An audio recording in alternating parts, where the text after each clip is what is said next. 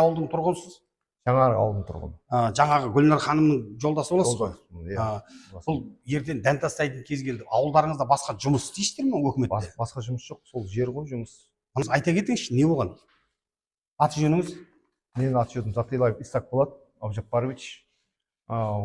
2018 жылы тұқым шаруашылығын ашуымыз керек деп аудан аралықтан, ауданның әкімі, ауыл шаруашылық бөлім бастықтары менің жерімді Нұрбол үй шаруа қожалығының төрағасына Нұрбол иға тұқым шаруашылығын бір жерден ашуымыз керек деп соған қосуға мәжбүрлеп біраз арада не жүрді.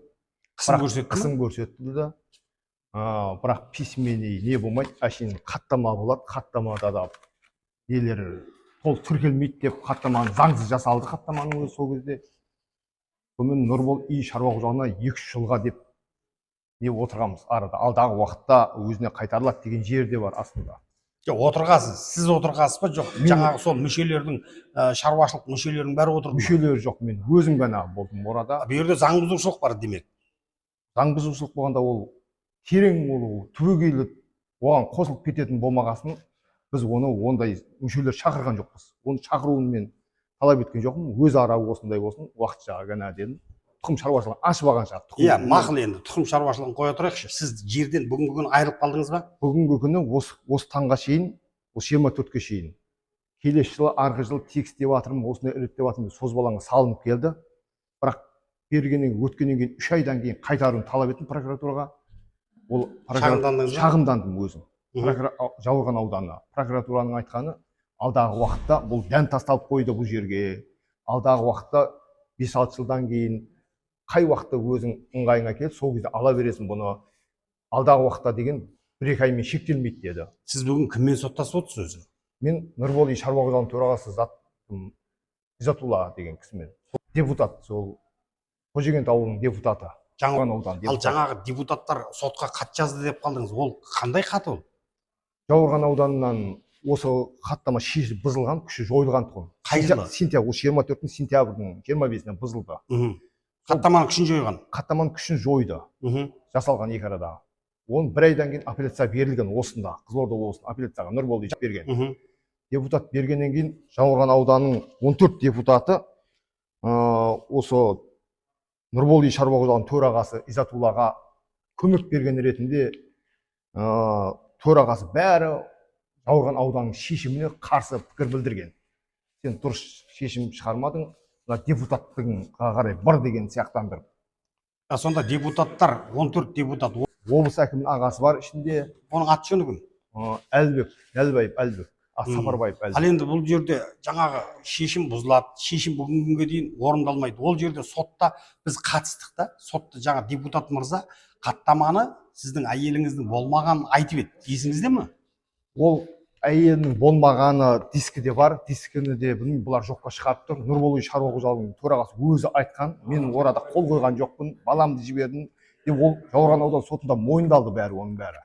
Оның бәрі айтылды, дискіде бар, таспаға жазылды. Сонда бір адам бүкіл бір шаруашылықтың несіне қол қоя салған? Бір адам қол қойған өзі мойындалды, өзі. Мен де қол қойғаным оның өзі. Нұрбол үй шаруа қожалығының төрағасы мен жоқтығымда дискіде мойындалған бәрі. Заң көрсетіліп. Енді дискіні бүгінгі күні мына облыс сотқа апелляцияға алдырамай отырсыздар ма? Дискіні алдырамай отырып па, дискіге қарамай отырмау, бірақ ол жерін айтпай отыр. Ол дискі әділ шешім шығарады, хаттаманы бұзады. Ал енді бұл кісілер бүгінгі күні дән тастайтын уақыт болды, созбаланып келе жатыр.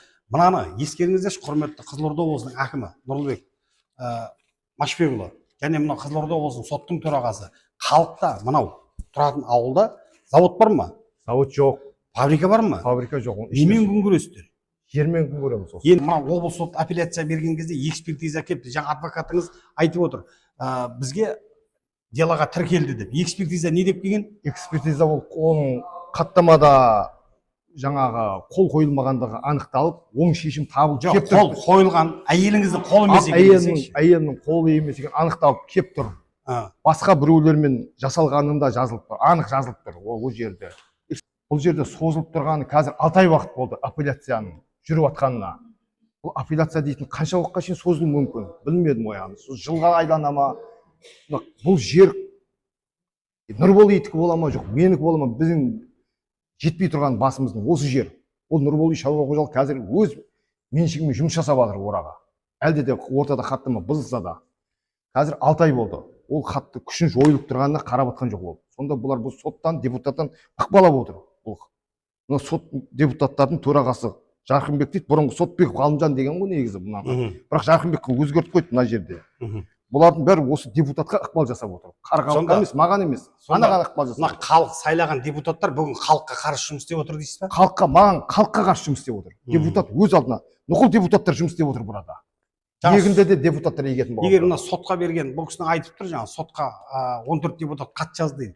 Бұл депутаттарды сайлайды, бірақ депутаттар сайланып болғасын, халыққа қарсы бірігіп жұмыс істейді. Бұндай енді білмеймін, қай елде болып жатқанын түсініксіз де бұл. Жаңа Қазақстан дейміз, естуші үкімет, ашықтық дейміз. Міне Ахмет Түркістан ағалық болашақ қоғамдық ұйым. Әлбек екен ғой, кім емес. Әлбаев екен, оның фамилиясы.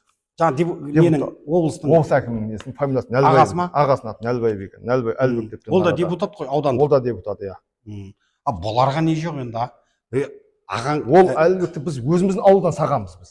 Өздеріңіз сайлағансыз. Біз өзіміз сайлағанбыз. Енді сайлап болғаннан кейін келесі 5 жылға дейін жаны нәсіп